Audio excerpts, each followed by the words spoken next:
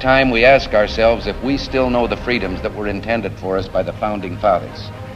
This is the issue of this election. Whether we believe in our capacity for self-government or whether we abandon the American Revolution and confess that a little intellectual elite in a far distant capital can plan our lives for us better than we can plan them ourselves. We have so many people who can't see a fat man standing beside a thin one without coming to the conclusion the fat man got that way by taking advantage of the thin one. So they're going to solve all the problems of human misery through government and government planning. Back in 1936, Mr. Democrat himself, Al Smith, the great American, came before the American people and charged that the leadership of his party was taking the party of Jefferson, Jackson, and Cleveland down the road under the banners of Marx, Lenin, and Stalin. And he walked away from his party and he never returned till the day he died. Because to this day, the leadership of that party has been taking that honorable party down the road in the image of the Labor Socialist Party of England. Now, it doesn't require expropriation or confiscation of private property or business to impose socialism on a people. The government can find some charge to bring against any concern it chooses to prosecute.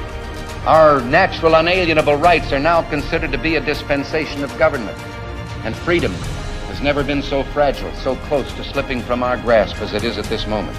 Yet any time you and I question the schemes of the do-gooders, we're denounced as being against their humanitarian goals. They say we're always against things, we're never for anything. Well, the trouble with our liberal friends is not that they're ignorant, it's just that they know so much that isn't so. We're at war with the most dangerous enemy that has ever faced mankind in his long climb from the swamp to the stars.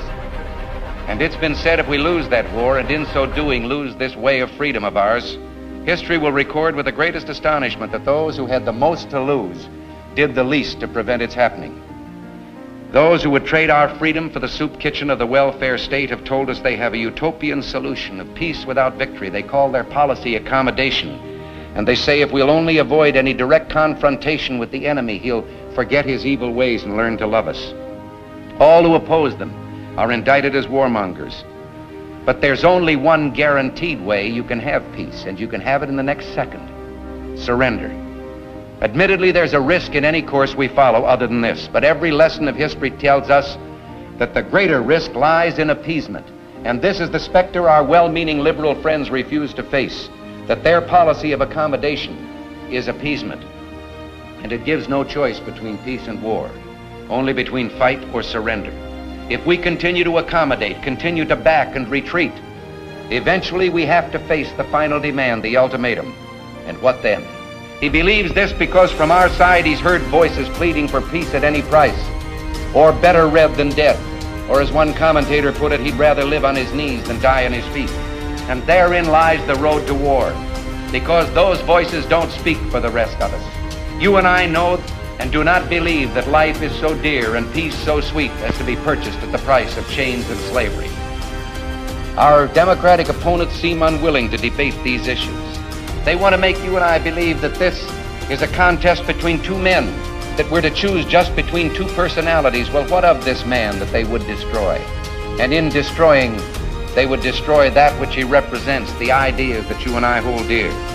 Is he the brash and shallow and trigger-happy man they say he is? You and I are told increasingly we have to choose between a left or right. Well, I'd like to suggest there is no such thing as a left or right. There's only an up or down. You and I have a rendezvous with destiny. We'll preserve for our children this, the last best hope of man on earth, or we'll sentence them to take the last step into 1,000 years of darkness.